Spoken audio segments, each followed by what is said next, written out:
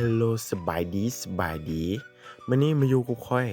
นุ่นทีวีมื้อนี้ข้อยสิมาสอนเอา data ฟรีจากลาว Health นี่เนาะนี่สามารถใช้ได้ทั้งหลัก2หลัก5หลัก7หลัก9จะได้ data 500เมกะไบต์แบบฟรีๆโอเคพอเข้าแอปแล้วแบบเด้อนี่เนาะหน้าต่างแอปนี่ลาว L A L A O H H E A L T H โอเคกดเข้าไปปึ๊บพอดาวน์โหลดแล้วให้กดเข้าไปแล้วก็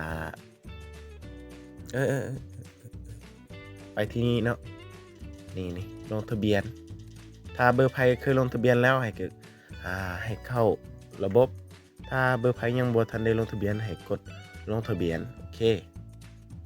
กดเข้าไปที่ลงทะเบียนถ้าเบอร์ไผยังบ่ทันได้ลงปึ๊บกดเข้าไปแล้วก็มันจะมาออกหน้านี้เนาะแล้วก็ให้เขียนชื่อและนามสกุลของเราเอง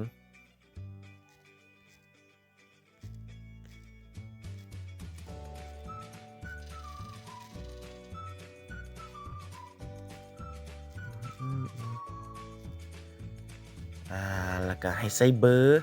ที่เราจะลงทะเบียนเนาะนี่ใส่20หรือว่า020ก็ได้เนาะข้อยใส่20แบบนี้เลยอันนี้คือเบอร์หลัก2แล้วโอเคบอนรหัสเฮาสิ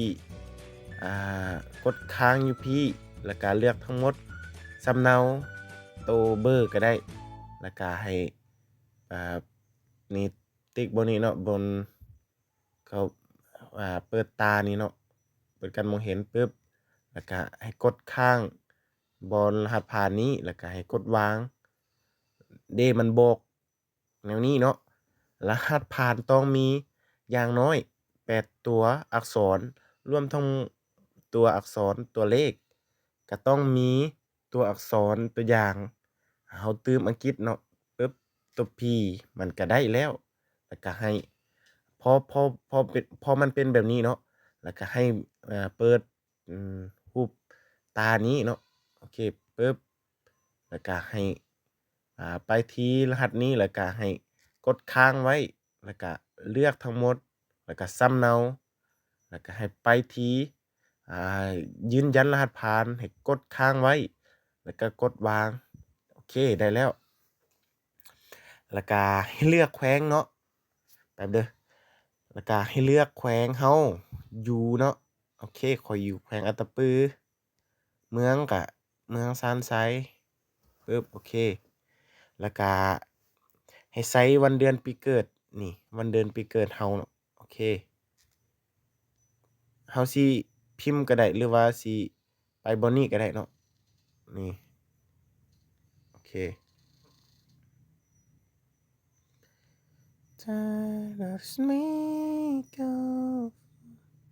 โอเคแล้วก็พอฮอดหน้านี้เนาะให้กดสำเร็จ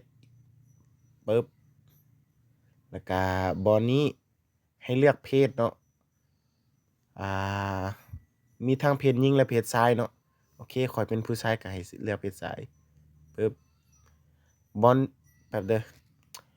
บอนที่อยู่บ่เขียนก็ได้หรือว่าเขียนก็ได้เนาะแต่ว่าข้อยสิบ่เขียนโอเคแล้วก็ให้ใส่รหัสอ้างอิงเขาบอกว่าใส่รหัสผู้แนะนำเพื่อรับ data 500เมกะไบต์จาก Unitel ให้ใส่รหัสอ้างอิงข้อยนี่เนาะ98422 192นี่98422 192เพื่อรับ data 500เมกะไบต์จาก Unitel โอเคพอใส่รหัสอ้างอิงแบบนี้แล้วก็ให้กดอยู่พี่เนาะนี่ My Tickอยู่พี่เนาะข้อยได้อ่านและเห็นดีกับข้อกำหนดและเงื่อนไขปึ๊บแล้วก็มันสิออกลงทะเบียนเนาะโอเคแล้วก็ให้กดไปที่ลงทะเบียนนี้ปึ๊บแล้วก็นี่เนาะป้อนรหัสยืนยันระบบได้ส่งรหัส OTP เข้าเบอร์โทรศัพท์ของท่านแล้วนี่เนาะแล้วก็ให้ใส่รหัสที่เขาส่งหาเบอร์เราเนาะโอเค หลังจากนั้นก็ท่าเบิ่งรหัสเนาะโอเคค่อยสิเฮ็ดท่าเบิ่งรหัสที่เขาส่งมานี่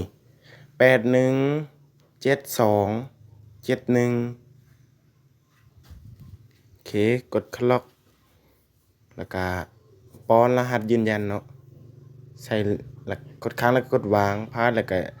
กดยืนยันโอเคท่านลงทะเบียนแล้วจะรอท่า1 นาทีมันจะได้